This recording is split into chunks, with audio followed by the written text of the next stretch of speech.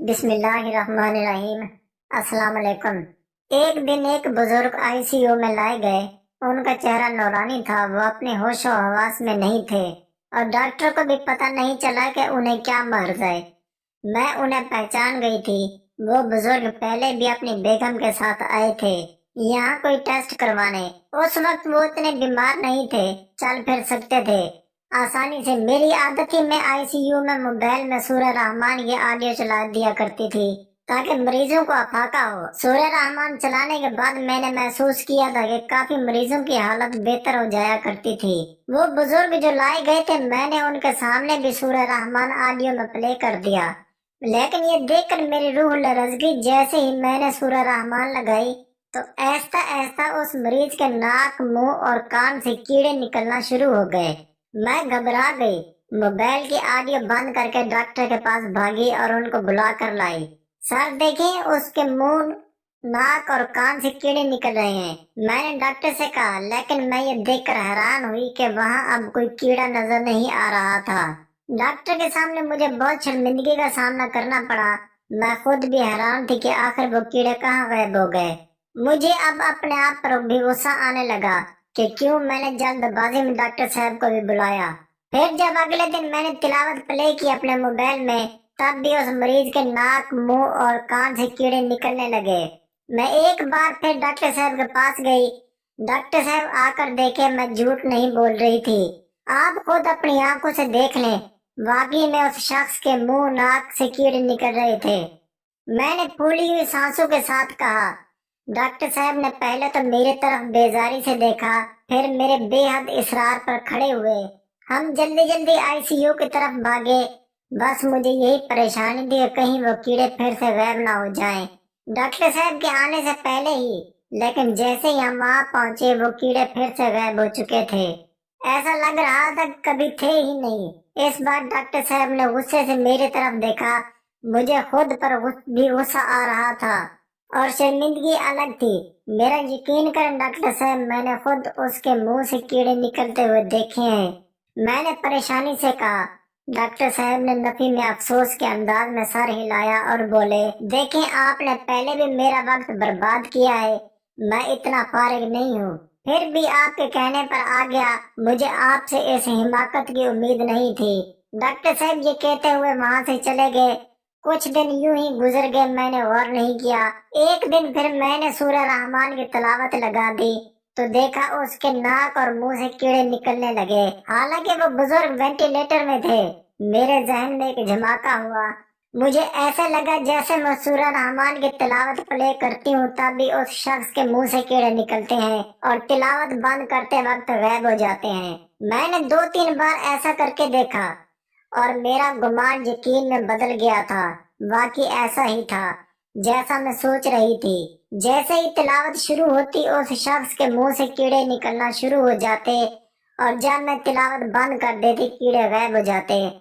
مجھے ساری بات سمجھ میں آ گئی تھی۔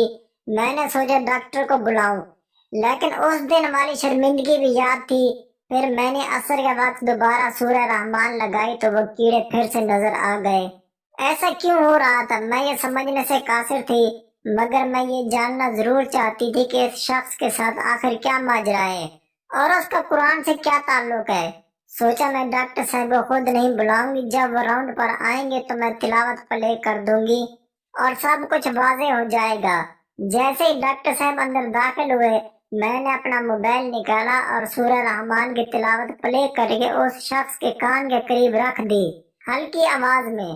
اس تلاوت کی صرف وہ مریض ہی آواز سن سکتا تھا، ڈاکٹر صاحب کے کانوں تک نہیں پہنچ رہی تھی، کیونکہ میں نے آواز کافی کم رکھی ہوئی تھی۔ یہ دیکھ کر میں حیران رہ گئی کہ آج اس شخص کی آنکھوں سے بھی کیڑے نکل رہے تھے۔ او خدایا، یہ کیا ماجرا ہے، میرے سمجھ میں نہیں آ رہا تھا۔ دیکھیں ڈاکٹر صاحب، میں جھوٹ نہیں بول رہی تھی، آپ خود دیکھ لیں۔ میں نے پھر سے ڈاکٹر کو دکھایا تو وہ بھی حیران رہ گئے۔ یہ تو واقعی بہت حیرانگی کی بات ہے، ڈاکٹر صاحب بولے۔ اتنے میں مریض کی بیوی بھی آ گئی۔ جب اس کی بیوی نے یہ حال دیکھا تو ہنگامہ ڈال دیا، میرا شوہر بالکل ٹھیک تھا، تم لوگوں نے اس کے اندر کیڑے ڈال دیے ہیں۔ اس عورت نے چیخنا چلانا شروع کر دیا۔ ہم سب لوگ پریشان ہو گئے۔ اس عورت کے اس طرح واویلا مچانے پر क्योंकि वो एक नेक पर्दादार खातून थी और पहले भी आई थी। उस दिन उन्होंने बहुत सब्र और तहम्मुल का मुजाहरा किया। उनके हाथ में तस्बीह थी और बीच में अजान हुई तो दोनों मियाँ बीवी ने एकदम से नमाज भी कायम की थी, अस्पताल के अंदर ही। मैं उन दोनों से बहुत मुतासिर थी, लेकिन उस नेक खातून का यूं हंगामा करना मेरी समझ से बाहर था। देखिए बीबी, यहाँ 6 महीने से मरीज आईसीयू में पड़े हैं, इनमें से तो किसी को कीड़े नहीं पड़े। डॉक्टर के जाने के बाद मैंने उन खातून को आराम से बिठाया और समझाया, लेकिन वो खातून को सुनने को तैयार ही नहीं थी। डॉक्टर साहब ने कहा था कि इस मरीज का एड्स का टेस्ट होगा, जिस पर वो खातून मजीद सेख्पा हो गई। उस दिन तो वो हंगामा करके चली गई, लेकिन अगले दिन आई तो काफी बेहतर महसूस हो रही थी। उनकी परेशानी उनके चेहरे से छलक रही थी। आज वो बिल्कुल खामोश थी। अपने शोहर को देखने के बाद वो बिल्कुल परेशान वहीं बैठ गई। मैंने उनको पानी का गिलास दिया। क्या मेरे शोहर को वाकई एड्स है? उस औरत ने परेशानी से पूछा। डॉक्टर साहब ने शक जाहिर किया है, उनके लिए टेस्ट करवा कर भेजे हैं, कुछ दिन में रिपोर्ट्स मिल जाएंगी, मैंने आराम से बताया। वो थोड़ी देर सोचने के बाद फूट फूट कर रोना शुरू हो गई। मैंने उनको खुलकर रोने दिया ताकि उनके अंदर का गुबार निकल जाए। मुझे ऐसा महसूस हो रहा था कि वो औरत मुझे कुछ बताना चाह रही हो, लेकिन हिम्मत नहीं कर पा रही थी। मैंने उसके काम में आसानी करते हुए खुद भी पूछ डाला, लगता है आपके अंदर कोई बात है जो आपको परेशान कर रही है। अगर आप मुनासिब समझे तो मुझसे शेयर कर लें, अपने दिल का बोझ हल्का कर लें। मैं किसी को कुछ नहीं बताऊंगी, मैंने कहा। लेकिन वो औरत कुछ न बोली। आप जानती हैं, जब मैं सूरह रहमान मोबाइल में प्ले करती हूँ तो आपके शोहर के मुंह से कीड़े निकलना शुरू हो जाते हैं। जब मैं तिलावत बंद करती हूँ तो कीड़े गायब हो जाते हैं। मुझे समझ नहीं आ रही कि इस बात का तिलावत से क्या ताल्लुक है। ना जाने क्यों मुझे लग रहा है कि आप बहुत कुछ जानती हैं इस मामले में, और मैं इस बात पर भी हैरान हूँ कि आप दोनों मियाँ बीवी बहुत नेकोकार मालूम होते हैं, फिर आपके शोहर के साथ ये सब क्यों हो रहा है? मैंने कहा तो इस औरत ने जख्मी नजरों से मेरी तरफ देखा। तुम वादा करो तुम किसी से कुछ नहीं कहोगी। मेरा इस दुनिया में कोई नहीं है जिसको मैं ये बताकर अपना बोझ हल्का कर सकूं, मगर मेरे दिल में कई सालों से बोझ है और ये बहुत बढ़ गया है। उस औरत ने कहकर अपनी कहानी शुरू की। मेरा शोहर एक पीर बाबा था, उस औरत ने गंभीर आवाज में कहा। ऐसा कहते हुए उसके चेहरे पर एक अजीब सा खौफ तारी हो गया था। मैं उसके इस खौफ को देख भी रही थी और महसूस भी कर सकती थी। मैं समझ गई थी कि इस औरत के सीने में एक भयानक और खौफनाक दास्तान पोशीदा है। मैं अपने अंदर दास्तान को सुनने की हिम्मत पैदा कर रही थी। उसने जो कुछ मुझे बताया, आइए मैं उसकी जुबानी उसी की कहानी सुनाती हूँ। मेरा नाम नूर बानो है। मेरी शादी बहुत कम उम्र में हुई थी। मैंने ससुराल में बहुत मजालिम झेले थे। सास, ननदे, ससुर, यहाँ तक कि देवर भी मुझ पर जुल्म करते, लेकिन मेरा शोहर मुझसे मोहब्बत करता। इसी बात ने मुझे उसके साथ रहने पर मजबूर किया हुआ था। मैं बहुत कमसन और हसीन थी, इसी वजह से मेरा शोहर मेरा दीवाना था। लेकिन मेरी सास ने उसे मुझसे बदगुमान कर दिया और मेरे शोहर ने मुझे मारना पीटना शुरू कर दिया। ये जुल्म मेरी बर्दाश्त से बाहर था, क्योंकि हम मियाँ बीवी के माबैन बहुत ज्यादा मोहब्बत थी। इसी मोहब्बत के आसरे पर मैं घर में रह रही थी और अब वो आसरा मुझसे छीन गया था। मुझे यकीन था मेरी सास ने मेरे शोहर पर कुछ जादू करवा दिया है। अब मुझे उससे नफरत हो गई, वरना वो मुझसे बहुत मोहब्बत करता था और मैं भी। फिर एक दिन मेरी सहेली ने मुझे मशवरा दिया, जब तुम्हारी सास ने जादू किया है तुम्हारे शोहर पर, तो तुम भी कोई जादू करवाओ। मैं ऐसे आमिर बाबा को जानती हूँ जिसके जादू का कोई तोड़ ही नहीं है। शोहर गुलाम बन जाता है सारी जिंदगी के लिए। मेरी सहेली नजमा की बात सुनकर मुझे हौसला मिला। मैं फौरन कमर बस्ता हो गई आमिर बाबा के पास जाने के लिए। मैं चोरी छुपे अपनी सहेली के साथ आमिर बाबा के पास गई, उन्हें अपनी तमाम रोवदात सुना डाली। आमिर बाबा का आस्थाना अजीब सा था। वहाँ पर कुरानी आयात की तस्वीर लगी हुई थी। आमिर बाबा ने बताया कि वो कुरान से जायज अमल करते हैं, तो ये सुनकर मुझे तसल्ली हुई। मेरी उम्र उस वक्त सिर्फ 19 साल थी। मुझे दीन की कुछ खास खबर नहीं थी। हम पसमानदा इलाकों में रहते थे जहाँ दीन की तालीम ना होने के बराबर थी। मैंने महसूस किया आमिर बाबा मुझे अजीब नजरों से देख रहे थे। ये बाबा मुझे ऐसे क्यों देख रहे हैं? मैंने अपनी सहेली नजमा के कानों में सरगोशी की। जरूर तुम्हारे चेहरे पर कुछ दम कर रहे होंगे। परेशान ना हो, आखिर वो भी तो जायजा लेंगे ना। नजमा ने कहा तो मैं खामोश हो गई। आमिर बाबा ने कुछ कुरानी आयत का विर्द शुरू कर दिया तो मैं मजीद मुतमईन हो गई कि मैं कुछ गलत नहीं कर रही। मुझे कुरान पढ़ना नहीं आता था, लेकिन मैं समझ रही थी कि आमिर बाबा जो पढ़ रहे हैं यकीनन वो कुरान पाक ही है, क्योंकि जब मैं छोटी थी तो बचपन में अपने मरहूम दादा को कुरान पाक पढ़ता हुआ सुनती आई थी। आमिर बाबा ने अपने कमरे में अंधेरा कर दिया, सिर्फ एक मोमबत्ती जला दी और सामने कुछ रख दिया जिसे मैं समझने की कोशिश कर रही थी कि ये क्या चीज है। फिर मुझे अंदाजा हुआ कि ये कोई इंसानी खोपड़ी थी। आमिर बाबा कुछ पढ़ते जा रहे थे। इस किस्म की अजीब और गरीब हरकत करते हुए आधा घंटा गुजर चुका था। फिर उन्होंने उस खोपड़ी को सजदा किया। मुझे भी ऐसा ही करने को कहा। मैं ससुरालियों से नफरत में इतना आगे बढ़ गई थी और इन मजालम से तंग थी, इसलिए बाबा ने जैसा कहा मैं वैसा करती चली गई। शोहर की मारपीट की वजह से मेरा दिमाग ने काम करना छोड़ दिया था। मेरा जमीर गहरी नींद सो चुका था। मेरा दिल पत्थर की मानंद ध्वस्त हो गया था। उन्होंने मुझे कुछ तावीज दिए कि मैं उन्हें इस्तेमाल करूं और तरीका भी बताया, और ये यकीन दहानी भी करवाई कि उनसे अफाका होगा और शोहर गुलाम बन जाएगा। लेकिन जैसे जैसे मैं उनको इस्तेमाल करती गई वैसे वैसे मेरा शोहर मजीद बिगड़ने लगा। मैंने परेशानी से आमिर बाबा के पास मजीद चक्कर लगाने शुरू कर दिए। बाबा मेरा काम बनने के बजाय बिगड़ता जा रहा है। मैंने आमिर बाबा से शिकवा किया। उन्होंने मेरा हाथ थाम कर मुझे अपने पास बिठाया और आराम से समझाया, सब्र करो, वक्त लगता है हालात ठीक होने में। बाबा ने कहा। अब मैं आमिर बाबा के पास अकेले जाने लगी, क्योंकि नजमा रोज रोज मेरे साथ नहीं आ सकती थी। मेरे शोहर की मारपीट में इजाफा होता गया और मैं आमिर बाबा के करीब होती चली गई। मैं अनपढ़ थी, मुझे अंदाजा नहीं था कि ये बाबा कुरान की चंद आयत पढ़कर लोगों की आंखों में धूल झोंकता है। लोग समझते हैं कि वो कोई गलत काम नहीं कर रहा। फिर उस आमिर के मोहब्बत में आकर मैंने अपने शोहर को छोड़ दिया और उनके पास आकर रहने लगी। बाबा मेरे ख्यालों में मुकम्मल तौर पर हावी हो चुका था। हम खुशी खुशी साथ रहने लगे। आमिर बाबा का नाम मुनीब था। मुनीब ने मुझे बताया कि वो मुझसे पहली नजर की मोहब्बत का शिकार हुआ है। मैंने भी कहा कि मुझे उससे मोहब्बत हो गई है, अब मैं शोहर के पास नहीं जाना चाहती।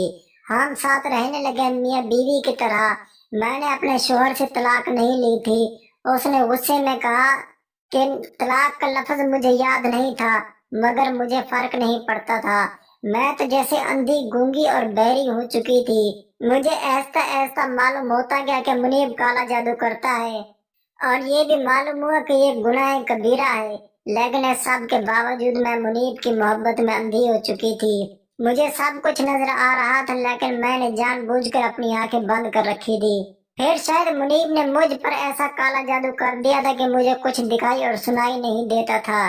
उसके अलावा उसकी हर बात मुझे गलत नहीं लगती थी। काफी अरसा यूं ही गुजर गया। मैं अपनी आंखों के सामने ये सब होता हुआ देख रही थी। वो कुफर करता था, वो शिर्क करता था और अपने पास आने वालों से भी यही करवाता था। मैं सब देख रही थी। फिर कुछ अरसे बाद मैंने मुनीब के अंदर कुछ अजीब किस्म की तब्दीलियां महसूस की। मैंने देखा कुछ दिन से मुनीब परेशान है और अपना काम भी नहीं कर रहा। वो हर वक्त सोचों में गलता रहता है, लेकिन मुझसे कुछ नहीं कहता। उसकी आंखों में अजीब सी वहशत मुझे नजर आने लगी, जो पहले कभी नहीं थी। ये वहशत थी या फिर खौफ था, मैं समझने से कासिर थी। मैं उस इंतजार में थी कि वो अपनी परेशानी की वजह मुझसे बयान करेगा, लेकिन वो अंदर ही अंदर घुट रहा था, मुझसे कुछ कह नहीं पा रहा था।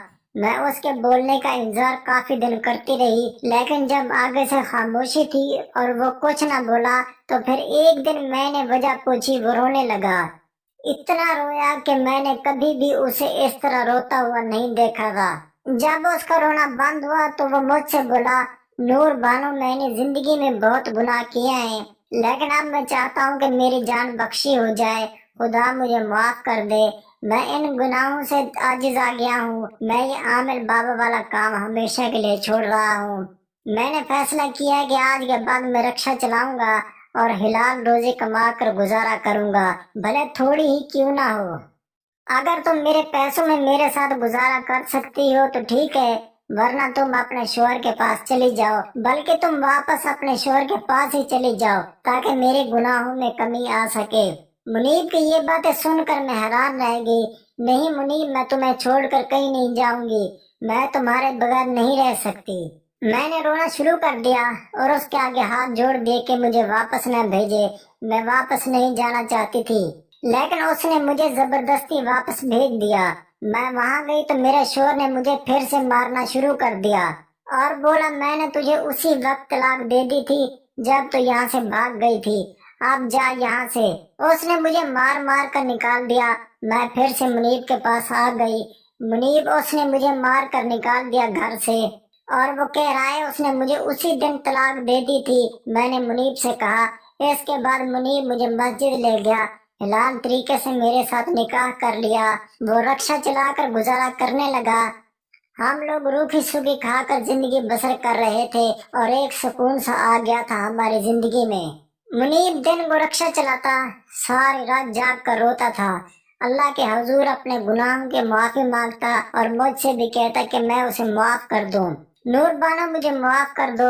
मैंने तुम पर काला इल्म करके तुम्हें अपना दीवाना बना दिया था। मुझसे बहुत बड़ा गुनाह हो गया। वो बच्चों की तरह रोता हुआ मुझसे माफी मांगता। मुझे उसका दुख होता। वो वाकई अपने गुनाहों पर नादिम था। मैं भी कभी अपने खुदा से माफी मांगती। यूं सुकून से काफी साल गुजर गए। हमारे 4 बच्चे हो गए। हम खुश तो थे बच्चों के आने से, लेकिन हमारा गुजारा नहीं हो पा रहा था। बच्चे स्कूल जाते थे, उनका खर्च अलग। हालात बद से बदतरीन होते चले गए। मुनीब बूढ़ा हो रहा था। उसमें अब रिक्शा चलाने की हिम्मत बाकी नहीं रही थी।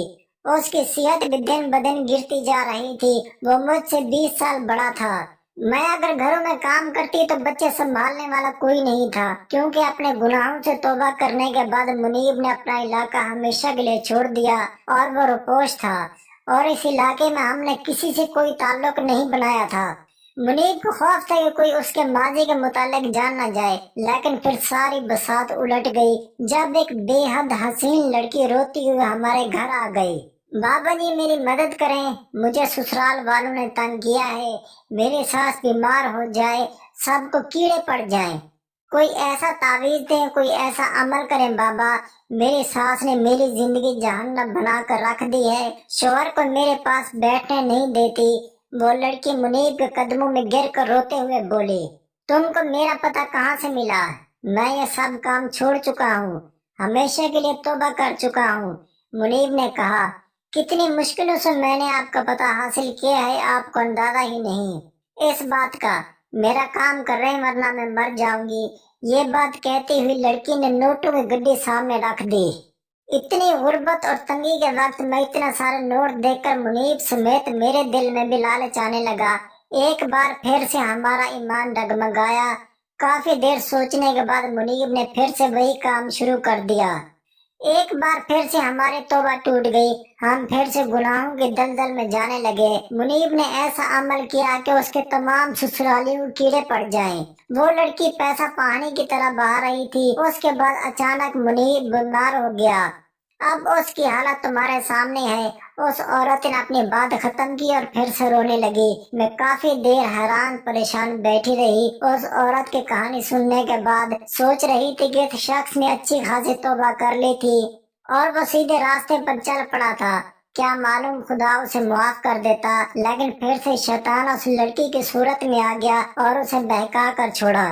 मुझे वाकई महसूस हो रहा था कि वो लड़की नहीं बल्कि शैतान था, जो लड़की का रूप लेकर उस बुजुर्ग के पास आया और उसकी तौबा खत्म करवा दी और उसे फिर से गुनाहों के रास्ते पर डाल दिया।